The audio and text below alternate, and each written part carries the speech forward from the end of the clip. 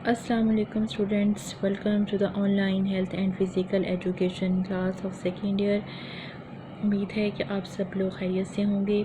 हमारा आज का जो लेक्चर है वो मशरूबात के ऊपर है कि मशरूबात से क्या मुराद है, नेज़ मशरूबात की कितनी इक़साम हैं, इनको तफसील से बयान करें। ये क्वेश्चन आप लिख लीजिएगा, बुक में नहीं दिया गया। उसके बाद यहाँ उन्होंने मशरूबात जो हैं उसकी डेफिनेशन बताई है कि मशरूबात जो हैं उससे क्या मुराद है। मशरूबात से मुराद है वो रकीक मादा जो पीने के तौर पर इस्तेमाल होता है। इसके पीने से तबीयत को फ़रहत और तस्कीन मिलती है और जिस्म में तरोताज़गी महसूस होती है। इनको मशरूबात या ड्रिंक्स कहते हैं। पानी तमाम मशरूबात का जुज़्ए आज़म है। मशरूबात की मुतअद्दिल दो इक़साम हैं। अब आसान और सादा अल्फाज में मशरूबात की डेफिनेशन ये है कि मशरूबात ऐसे रकीक मादे को कहा जाता है जो पीने के लिए इस्तेमाल होता है। और मशरूबात अगर पीते हैं तो इससे क्या होता है, फ़रहत ताज़गी होती है, राहत मिलती है, सुकून मिलता है। और मशरूबात में सबसे बड़ा जो जुज़्ए आज़म है वो पानी होता है। आगे उन्होंने मशरूबात की दो इक़साम दी हैं, अल्कोहली मशरूबात और गैर अल्कोहली मशरूबात। गैर अल्कोहली मशरूबात ऐसे मशरूबात होते हैं जिसमें अल्कोहल नहीं पाई जाती, गैर अल्कोहली मशरूबात कहलाते हैं। इनके पीने से नशा वगैरह नहीं होता, बल्कि इंसान को राहत सुकून महसूस होता है और जिस्म जो है वो तरोताज़ा हो जाता है। स्पेशली गर्मियों में मशरूबात जो होते हैं वो जिस्म को बहुत ही राहत और सुकून मुहैया करते हैं। आपने देखा होगा कि जैसे ही गर्मी में कोई भी इंसान बाहर से आता है तो आते ही अगर उसको मशरूब वगैरह दिया जाए तो इससे जो है वो जिस्म जो है वो फ़्रेश हो जाता है, तरोताज़ा हो जाता है। ठीक है, तो ऐसे मशरूबात जो जिस्म को राहत पहुँचाएँ, तरोताज़ा कर दें, उनको गैर अल्कोहली मशरूबात कहा जाता है। अब गैर अल्कोहली मशरूबात में जो है वो चाय है, कोको है, लस्सी है, सोडा वाटर है, सत्तू, कांजी, गन्ने का रस वगैरह, इन्हें पाकिस्तानी मशरूबात भी कहते हैं। ये मशरूबात जो हैं ये ग़िज़ाइयत से भी भरपूर होते हैं और इनको पीकर जो है वो फ़रहत का एहसास होता है, ताज़गी का एहसास होता है। लिहाजा अगर आपको ये क्वेश्चन आता है, क्वेश्चन पूछा जाता है कि पाकिस्तानी मशरूबात कौन कौन से हैं, तो आपने उसमें बताना है कि चाय है, कोको, लस्सी, सोडा वाटर, सत्तू, कांजी, गन्ने का रस, ये पाकिस्तानी मशरूबात हैं। अच्छा जी, उसके बाद सबसे पहले आ गया कहवा। कहवा या कॉफ़ी। आपको पता तो होगा ये चाय का, कहवे का या कॉफ़ी का, ठीक है, वैसे पीते भी होंगे ये सारी चीज़ें। और लेकिन हो सकता है कि बहुत से लोगों को, बहुत से स्टूडेंट्स ऐसी होंगी जिनको ये बनाने का तरीका ना पता हो और यकीनन बहुत से बच्चों को ये भी नहीं पता होगा कि कहवा या कॉफ़ी जो है वो किन किन अज़ाए तरकीबी से जो है वो बनता है और इसको बनाने का तरीका क्या है। तो आइए हम आज आपको जो है वो कहवा या कॉफ़ी के साथ साथ जो है बाकी मशरूबात के बारे में बताएंगे। तो सबसे पहले आ जाता है कहवा या कॉफ़ी। कहवा या कॉफ़ी जो है ये हमारा बहुत ही एक मशहूर मशरूब है। कहवा चाय की तरह का एक पौधा होता है, ठीक है, पौधे के बीजों को भून लिया जाता है। अब हमने देखना है कि चाय जो है वो पत्तों से बनाई जाती है। चाय का जो पौधा होता है वो भी एक पौधे से हासिल की जाती है चाय जो होती है, और उसके पत्तों को जो है उससे पत्ती बनाई जाती है जिसे चाय कहते हैं। लेकिन कहवा या कॉफ़ी जो है ये भी चाय की तरह का ही एक पौधा होता है, लेकिन इस पौधे के बीजों को भून लिया जाता है। ठीक है, चाय के पौधे के पत्तों को बारीक पीस लिया जाता है, लेकिन वो छोटे छोटे इस तरह पीसा जाता है इसको कि छोटे छोटे जो हैं वो दानेदार वो होते हैं। लेकिन जो कहवा है या कॉफ़ी जिसे कहते हैं, इसमें बीजों को भून लिया जाता है, फिर इन बीजों को बारीक पीस लेते हैं, ठीक है, जिस पाउडर की फॉर्म में वो आ जाता है, जिसे कॉफ़ी या कहवा कहते हैं। अब ये पौधा कहाँ कहाँ पाया जाता है।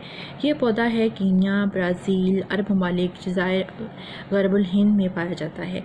इसके बनाने के दो तरीके हैं। एक तो चाय की तरह उबलते हुए पानी में 15 मिनट तक इसको गर्म कर लें। दूसरा ये कि कहवे को कप में डालकर, वो जो कॉफ़ी होती है उसको कप में डाला, ऊपर से सख्त गर्म पानी डाल दें, फिर इसको पानी में हल कर दें। हस्बे मंशा क्रीम और चीनी भी डालें। चाय की निस्बत इसमें मामूली ग़िज़ाइयत होती है। कहवा या कॉफ़ी के 3 अज़ाए तरकीबी हैं। ये तो था इसके बनाने का तरीका। अच्छा, इसके अलावा मैं आपको इसके और भी एक तरीका बता देती हूँ। एक तो ये है जो इन्होंने बताया कि जो है या तो उसे उबलते हुए पानी में ही 15 मिनट वहाँ पर गर्म कर लिया जाए, जैसे चाय को पकाते हैं। दूसरा तरीका ये होता है कि जो कहवा या कॉफ़ी होती है, इसको 1 चम्मच जो है उसको कप में डालते हैं। उसके बाद इसमें गर्म पानी जो है वो डाल दिया, जो सख्त गर्म हो, और वो जो उबल रहा होता है पानी उसको डालें। इसका एक दूसरा तरीका ये भी होता है कि बाद में इसमें उन्होंने क्रीम और जो है वो चीनी ऐड की है। एक तरीका ये भी है कि आप जब कॉफ़ी को कप में डालती हैं तो उसमें डायरेक्ट जो है वो क्रीम मिला जो दूध होता है उसको शामिल कर लें, अगर पानी किसी को नहीं पसंद तो, ठीक है।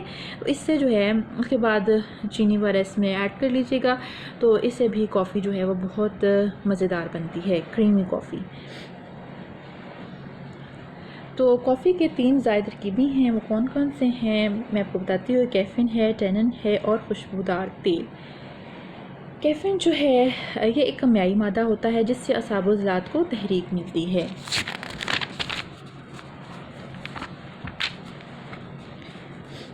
उसके बाद है टैनिन। ये भी एक केमियाई मादा है। अगर इसको ज़्यादा जोश दें तो इसकी ज़्यादा मिकदार जो है वो पानी में हल हो जाती है, जो सेहत के लिए नुकसानदेह। लिहाजा कोशिश करें जब भी अगर आप कॉफ़ी पीते हैं, एक तो उससे ज़्यादा मिकदार में इस्तेमाल ना करें, ठीक है। कॉफ़ी को कभी भी बहुत ज़्यादा मिकदार में इस्तेमाल ना करें। लेकिन अगर आप इसके बहुत ज़्यादा आदी हैं और आपको बहुत ज़्यादा कॉफ़ी जो है पसंद है, तो कोशिश करें दिन में 1 बार इस्तेमाल करें। और जैसे मैंने आपको बताया कि दूध के साथ इसको इस्तेमाल किया जाए और बाद में गर्म दूध जो है ऊपर से डाला जाए। इसको कभी भी पानी में ज़्यादा देर जोश नहीं देना चाहिए। अगर ज़्यादा देर जोश देंगे तो टैनिन जो है वो पानी में हल हो जाएगा और फिर वो सेहत को नुकसान देगा। नुकसान क्या होगा इसका? नुकसान ये होता है कि नींद नहीं आती और फिर इंसान जो है वो इसका आदी हो जाता है, बहुत ज़्यादा इसका आदी हो जाएगा। तो ज़ाहिर है जब इसका आदी होगा तो ज़्यादा मिकदार में कॉफ़ी पिएगा और फिर सेहत के लिए वो ज़ाहिर नुकसानदेह होगी। तीसरी जो है इसमें चीज़ पाई जाती है वो है खुशबूदार तेल। कहवा या कॉफ़ी के बीजों में खुशबूदार तेल भी थोड़ी सी मिकदार में मौजूद होता है। इसकी बदौलत कहवा या कॉफ़ी में महक पैदा होती है। अब देखें, चाय जब पकती है तो उसकी भी ख़ास महक होती है। इसी तरह जब कॉफ़ी बनती है तो उसकी भी ख़ास महक होती है, कुदरती होती है, ठीक है, और ये उसके अंदर पाई जाती है। इसे कहा जाता है खुशबूदार तेल। कहवा या चाय के फ़ायदे और नुकसान एक जैसे ही हैं। अब अगर चाय की बात की जाती है तो जो चाय है, मैं इसका आपको ना आगे इसके नुकसानात भी बताऊंगी। चाय जो है वो एक झाड़ी नुमा पौधा होता है। इसके पत्ते सुखाकर इस्तेमाल किए जाते हैं। उबलते हुए पानी में दूध, पत्ती और चीनी को मिलाकर चाय बनाई जाती है। चाय की ज़ायद तरकीबी जो हैं वो भी 3 हैं, टैनिन, थिन, खुशबूदार तेल। अच्छा, यहाँ उन्होंने ये तरीका बताया है कि चाय जब पकाई जाती है तो चाय के पानी को ऊपर रखा जाता है, फिर उसमें पत्ती वगैरह जो है वो डाल दी जाती है। पत्ती किस तरह से बनती है? चाय के पौधे को सुखा कर, जो इसके पत्ते होते हैं स्पेशली, उसको सुखाया जाता है और फिर उनको इस्तेमाल किया जाता है, ठीक है। फिर वो चाय जो है वो उबलते हुए पानी में डालें और फिर ऊपर से दूध और पत्ती डालकर मिक्स करके जो है वो चाय बनाई जाती है। लेकिन इसका भी एक तरीका मैं आपको बताती हूँ कि डायरेक्ट आप जो है वो सॉसपैन में दूध डालें, दूध के बाद इसमें जो है वो चाय डालें और चीनी वगैरह डालें और फिर जो है इसको इस्तेमाल करें। इससे ये होगा कि चाय का नुकसान जो है, क्योंकि पानी में अगर वो हल पजीर हो जाएगा तो फिर जो है एक ऐसा मादा जो कि असाब ज़ात को बहुत ज़्यादा तहरीक देता है वो इसमें शामिल हो जाएगा। जैसे कि टैनिन की मैंने बात की थी, वो चाय में भी पाया जाता है और कॉफ़ी में भी ये मादा पाया जाता है। और अगर इसको ज़्यादा जोश देंगे तो फिर ये जो है वो चाय में ज़्यादा शामिल हो जाएगा। अब है टैनिन, थिन, खुशबूदार तेल। अब इसके जो 3 मादे हैं अज़ाए तरकीबी हैं। पहला जो है वो केमियाई मादा टैनिन है, जो ज़्यादा जोश देने से चाय में मिल जाता है और मैदे को नुकसान पहुंचाता है, ठीक है। और नंबर 2 है थिन। ये चाय में ऐसा मादा है जो असाब को तहरीक देता है, ये पानी में फ़ौरन हल पजीर हो जाता है। ये जो है फिर तीसरा है खुशबूदार तेल। चाय के पत्ते में खुशबूदार तेल की खफीफ सी मिकदार होती है जिसकी वजह से चाय से खुशबू आती है। चाय के फ़वाइद क्या हैं? चाय असाब-ओ-अज़्ज़ात को तहरीक देती है, वक्ती तौर पर थकावट को कम करती है, चाय दिमाग को चुस्त करती है, जिस्मानी सुस्ती दूर करती है। अब कॉफ़ी के भी यही फ़ायदे हैं कि कॉफ़ी क्या करती है, इसमें इन्हीं कॉफ़ी के फ़ायदे बताए, आप इसको ये फ़ायदे जो है वो नोट कर लीजिएगा। सेम यही है, कॉफ़ी क्या करती है, वो असाब-ओ-अज़्ज़ात को तहरीक देती है। उसके बाद कॉफ़ी चाय की तरह वक्ती तौर पर थकावट को कम कर देती है, ये याद रखें कि वक्ती तौर पर, ठीक है। फिर है कि जो है कॉफ़ी वो चाय की तरह ही दिमाग को चुस्त करती है और जिस्मानी सुस्ती को दूर कर देती है। नुकसानात जो हैं, निज़ाम-ए-हज़ाम पर बुरा असर डालती है। और मैं आपको बताऊँ कि डाइजेस्टिव सिस्टम जो है वो हमारी बॉडी का एक ऐसा सिस्टम होता है कि पूरी जितने भी बाकी सिस्टम्स होते हैं वो इसी के गिर्द घूमते हैं।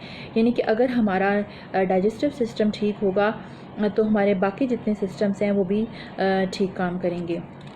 तो लिहाजा इसका चाय और कॉफ़ी का पहला नुकसान ही यही है कि यह निज़ाम को जो है वो मुतासर करता है। फिर नींद कम आती है। चाय पी लें तो आप देखते हैं कि भूख भी नहीं लगती। ये एक फ़ैक्ट है कि चाय जैसे ही पीते हैं भूख जो है वो ख़त्म हो जाती है। और नंबर 3 पर है कब्ज़ हो जाती है। जो लोग ज़्यादा चाय इस्तेमाल करते हैं इससे कब्ज़ की शिकायत भी हो जाती है। सांस और दिल की हरकत जो है वो तेज़ हो जाती है। तो ये तो थे इसके नुकसानात। जो है चाय और कॉफ़ी के सेम ही हैं, ये आप इनको नोट कर लीजिएगा। वैसे तो चाय और कॉफ़ी मतलब इसका कोई ख़ास फ़ायदा नहीं सिवाय ये कि ये जो है हमारी थकावट दूर कर देती है, वक्ती तौर पर हम फ्रेश हो जाते हैं, सिर्फ वक्ती तौर पर, ठीक है। लेकिन जैसे अगर आप इसको पानी में बॉयल करते हैं, इसको जोश देते हैं, तो फिर इसमें जो एक मादा टैनिन होता है वो बहुत ज़्यादा इसमें उसकी मिक़दार शामिल हो जाती है जो सेहत के लिए नुकसानदेह है। कोशिश करें कि चाय और या कॉफ़ी आप जब भी बनाएं तो डायरेक्ट इससे दूध के साथ बनाएं। और कॉफ़ी बना रहे हैं तो उसमें क्रीम ऐड करें और उसमें दूध में डायरेक्ट उसको बनाएं, ठीक है। और वो भी कॉफ़ी को बाहर कप में डाल के फिर उसके ऊपर गर्म दूध या उसके बाद गर्म क्रीम जो है थोड़ी सी वो उसमें ऐड कर दो, ये बड़ी क्रीमी सी और बड़ी अच्छी जो है वो कॉफ़ी तैयार होती है। उसके बाद चाय का जो है वो भी यही तरीका है। ज़ाहिर है चाय तो कुछ लोग ये भी करते हैं कि पानी जो है उसको बॉयल कर लेते हैं और फिर बाद में जो है वो टी बैग्स डालते हैं और फिर उसमें जो है वो चीनी और दूध ऐड कर लेते हैं। ये भी एक ठीक तरीका है। इसमें भी अगर इस तरह जो है वो चाय बनाई जाती है तो इसमें बहुत कम मिक़दार में जो है वो टैनिन की मिक़दार शामिल होती है जो टी बैग्स में हम इस्तेमाल करते हैं। दूसरा इसमें ये तरीका होता है चाय का कि आप डायरेक्ट उसे पानी में ना पकाएं, दूध में पका लें चाय को, डायरेक्ट उसे दूध में जो है वो आप बना लें, तो इससे भी जो है वो टैनिन की मिक़दार काफ़ी ज़्यादा उसमें शामिल नहीं हो पाती, तो चाय ज़्यादा नुकसान नहीं देती। कोशिश करें कि आप जो है वो ज़्यादा कॉफ़ी और ज़्यादा चाय के आदी ना ही हों तो ज़्यादा बेहतर है, क्योंकि ये हमारी सेहत के लिए बहुत ज़्यादा अच्छे नहीं, फ़ायदेमंद साबित नहीं होते। फिर तीसरा है कोको। कि कोको किस तरह का मशरूब है और ये कैसा होता है और इसके क्या फ़ायदे और क्या नुकसानात हैं। मैं आपको बताऊँ कि कोको जो है वो भी एक पौधा होता है जिसके बीजों को जो है वो पीस कर मशरूब तैयार किया जाता है। ये पौधा जनूबी अमेरिका के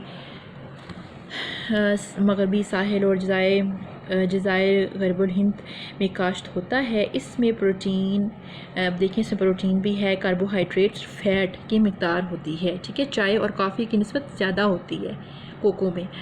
इसको चाय के बरक्स ज़्यादा देर तक उबाला जाता है ताकि इसके ग़ज़ाई अज्जा काबिल हज़म हो जाएं, यानी कि अगर आप कम इसको बॉयल करेंगे तो ग़ज़ाई अज्जा हैं वो फ़ौरी तौर पर हज़म नहीं हो पाएंगे। कोको में एक मादा जो है वो थियोब्रोमाइन पाया जाता है जो असाब को तहरीक देता है। कोको में देखें 16% जो है प्रोटीन, 55% जो है चिकनाई फ़ैट और 22% जो है निशास्ता यानी कि कार्बोहाइड्रेट्स पाए जाते हैं। तो कोको जो हुई वो चाय और जो है कॉफ़ी उसकी निस्बत जो है वो ज़्यादा फ़ायदेमंद साबित होती है। तो लिहाजा अगर आपको बहुत ज़्यादा तलब हो तो आप उसकी निस्बत इसको इस्तेमाल करें, लेकिन इसका भी बहुत ज़्यादा आदी नहीं होना चाहिए, इसके भी नुकसानात होते हैं। कोको अपनी ग़िज़ाई अज्जा की वजह से जिस्म की नशोनुमा और बाफ़तों की मरम्मत करती है, जिस्म में क़ुव्वत और तवानाई भी पैदा करती है, सुस्ती और थकावट को दूर करती है, गुर्दों के अमल को तेज़ करके पेशाब लाती है। नुकसानात क्या हैं? कोको का अगर बहुत ज़्यादा, देखिए कोई भी चीज़ अगर आप बहुत ज़्यादा इस्तेमाल करती हैं तो बजाय फ़ायदा देने के नुकसान देती है। अब ग़िज़ा होती है, चाहे वो मैंने आपको ग़िज़ाई अज्जा के बारे में पढ़ाया डिटेल के साथ लास्ट वीक में कि जितने भी ग़िज़ाई अज्जा हैं जैसे कि प्रोटीन है, कार्बोहाइड्रेट्स है, फ़ैट्स हैं, अगर आप रोज़ाना जो है वो बैलेंस डाइट के मुताबिक उस ग़िज़ा का इस्तेमाल कर रही हैं तो फिर तो ये है फ़ायदेमंद। लेकिन अगर आप ज़रूरत से ज़्यादा किसी चीज़ को इस्तेमाल कर रही हैं और बार बार बग़ैर वक़्फ़े के, तो ज़ाहिर है कि वो चीज़ जो है वो नुकसानदेह होगी। कोई भी चीज़ जो है उसको अपनी आदत ना बनाएं कि बहुत ज़्यादा मिक़दार में इस्तेमाल ना करें। अगर बहुत ज़्यादा मिक़दार में आप इसको इस्तेमाल करते हैं तो फिर आप इसके आदी हो जाएंगे। अगर आदी हो जाएंगे तो फिर इसके नुकसानात जो हैं वो ज़ाहिर है बढ़ जाएंगे। कोको के ज़्यादा इस्तेमाल से साबुत को नुकसान पहुँचता है, कब्ज़ हो जाती है, खुश्की होती है। कोको ज़्यादातर जो है उसका इस्तेमाल अगर करते हैं तो भूख जो है वो बहुत कम लगना शुरू हो जाती है। कोको के ज़्यादा इस्तेमाल से नींद जो है वो कम आती है और इंसान बेख्वाबी का शिकार होता है। कोको के ज़्यादा इस्तेमाल से जिस्म में रेशा पैदा हो जाता है। कोको के ज़्यादा इस्तेमाल से दिल के अज़लात को नुकसान पहुँचता है। लस्सी, अब एक जो है वो चौथा मशरूब मैं आपको पढ़ाने लगी हूँ। पहले 3 मशरूब जो हैं वो मैंने आपको डिटेल से बता दिए, जिसमें मैंने आपको जो है वो बताया कॉफ़ी के बारे में, उसके बाद मैंने आपको चाय के बारे में बताया, उसकी मैंने आपको कॉफ़ी और चाय के नुकसानात के बारे में भी बता दिया। फिर उसके मैंने केमियाई मादे आपको बताए कि कौन कौन से पाए जाते हैं उसमें। इसके बाद मैंने आपको जो है वो कोको के बारे में बताया। तो अब जो है मैं आपको बताने लगी हूँ लस्सी के बारे में। लस्सी आम तौर पर गर्मियों का मशरूब है और ज़्यादातर देहातों में इस्तेमाल होता है। अब यहाँ पर यह कि दूध में जो है लस्सी बनाने का तरीका, दूध में जो है वो खट्टा लगाकर डालकर दही बनाई जाती है और फिर दही को भिगोकर यानी कि उसको ग्राइंड कर लिया जाता है, या एक स्पेशली जो गांव में लस्सी बनाई जाती है वो चाटी में डाल के दही जो है उसी में जाग लगा दी जाती है और यानी कि खट्टा डाल कर उसको दही बना लिया जाता है और फिर उसी में जो है वो लस्सी वाली मशीन जो है वो डाल दी जाती है और फिर इससे मक्खन अलग निकल आता है और लस्सी जो है वो अलग निकल आएगी इससे। मक्खन जो है वो उन्होंने भी यही कहा है कि फिर दही जो है वो भिगोकर और पानी शामिल करके लस्सी बनाई जाती है। ठीक है, मक्खन निकाल लिया जाता है। लस्सी से मक्खन निकालने के बाद इसमें नमकियात, प्रोटीन, चिकनाई, कार्बोहाइड्रेट्स, दूध की शक्कर मौजूद रहती है। कितनी अच्छी बात है कि उससे मक्खन भी निकाल लिया जाता है, उसकी अलग जो है बेनिफिट्स हैं। और फिर जो लस्सी रह जाती है जो कि पानी डाल के बनाई जाती है उसमें भी नमकियात है, प्रोटीन है, चिकनाई, निशास्ता, दूध की शक्कर जो है मौजूद रहती है। इसलिए गर्मियों में चाटी की लस्सी पीना नहायत ही मुफीद है। इसके तमाम अज्जा गर्मियों में काम करने वाले लोगों को लू लगने से, सनस्ट्रोक जो होता है उससे बचा लेते हैं। मैं आपको बताऊं जितने मशरूबात आगे मैंने आपको बताया उसके नुकसानात भी हैं, लेकिन लस्सी जो है एक ऐसा मशरूब है जिसके फ़ायदे ही फ़ायदे हैं, कोई नुकसान नहीं है और ये बहुत ही ज़्यादा जो है वो फ़ायदेमंद साबित होती है स्पेशली गर्मियों में। और लस्सी के बनाने का तरीका भी जो है वो मैंने आपको बता दिया है कि दही जो है, दूध जो है उसमें खट्टा डालकर, यानी दूध में थोड़ी सी दही 1 चम्मच, जैसे कि अगर आपके पास 1 kg मिल्क है, मैं आपको बनाने का तरीका भी बताती हूँ। आपके पास अगर 1 kg मिल्क है तो आप उसमें 1 छोटी चम्मच जो है वो दही आपने लगानी है। दूध को थोड़ा सा हल्का नीम गर्म कर लेना है, उसके बाद उसमें वो खट्टा डाल देना है। उसके बाद पूरी रात वो पड़ी रहेगी, सुबह जो है वो एक अच्छी दही तैयार हो जाएगी। फिर उसको भिगो कर जो है उसमें पानी डालकर लस्सी बनाते हैं। फिर मक्खन निकाल लिया जाता है। मक्खन निकालने के बाद सबसे अच्छी चीज़ मुझे लगती है कि जब लस्सी में से मक्खन भी निकल जाता है फिर भी इसमें नमकियात, प्रोटीन, चिकनाई, निशास्ता और दूध की शक्कर मौजूद रहती है। ठीक है, और ये जो है वो जिगर के लिए बहुत ज़्यादा मुफीद है और गर्मियों में स्पेशली चाटी की लस्सी बहुत ही ज़्यादा मुफीद होती है। लोग जो गर्मी में काम करते हैं, जो स्पेशली मज़दूर तबका होता है, उनको लस्सी का इस्तेमाल जो है वो ज़रूर करना चाहिए क्योंकि वो धूप में काम कर रहे हैं और धूप में जो है वो लो लगने का ख़दशा ज़्यादा होता है जिससे सनस्ट्रोक हो सकता है। अगर वो लस्सी का इस्तेमाल करते हैं तो फिर इससे बचा जा सकता है। लस्सी के फ़ायदे जो हैं फ़ायदे हैं। पहला है कि लस्सी उम्र बढ़ाने का बाइस बनती है। सबसे अच्छा कि लस्सी अगर पिएंगे तो हमारी उम्र जो है वो ज़्यादा होगी। नंबर 2 है लस्सी में तेज़ाबियत होती है जिसकी वजह से हाज़मे का अमल दुरुस्त रहता है। लस्सी में ग़िज़ाई अज्जा मौजूद होते हैं इसलिए ये नशोनुमा में मदद करती है। लस्सी गर्मियों में सनस्ट्रोक यानी लू लगने से बचाती है। लस्सी की वजह से पेशाब ज़्यादा आता है जिससे जिस्म की गर्मी और तेज़ाबियत जिस्म से ख़ारिज हो जाती है। गर्मी के मरीज़ जो होते हैं उनके लिए लस्सी नहायत ही मुफीद साबित होती है। लस्सी जो है वो तबीयत को सुकून और आराम पहुंचाती है। ये तो आज का टॉपिक था जो मैंने आपको बता दिया। कल बाकी मशरूबात जो रह गए हैं जिसमें है सकंजबीन और मीठी और नमकीन दोनों सकंजबीन के बारे में आपको बताऊंगी। गन्ने का रस जो है वो भी रह गया है, सत्तू और कांची, ये मशरूबात जो हैं हमारे रहते हैं। कल इंशाल्लाह ताला हम इन मशरूबात को पढ़ेंगे।